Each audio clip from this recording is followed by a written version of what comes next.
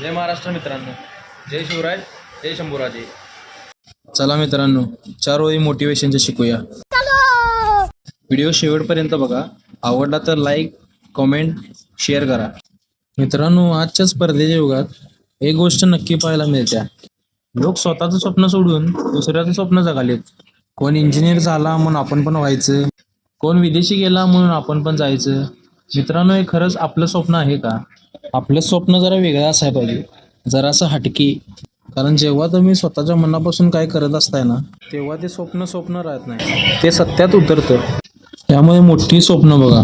लोकांचं काम फक्त बोलणं आहे आणि आपलं काम चालत राहणं. मित्रांनो, आज आपण सेफ खेळलो तर उद्या आपली कहाणी कोणालाच आठवणार नाही.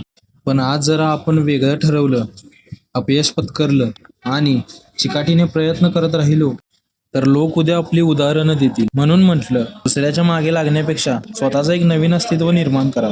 आपली ओळख बनवणं आपल्या हातात असतं, पण त्याला जिद्द आणि चिकाटी लागते.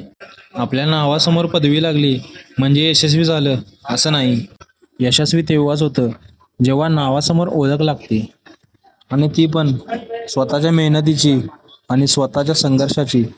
आई वडील आपल्याला नाव देतात, त्या नावाची ओळख आपल्याला घडवायला लागते.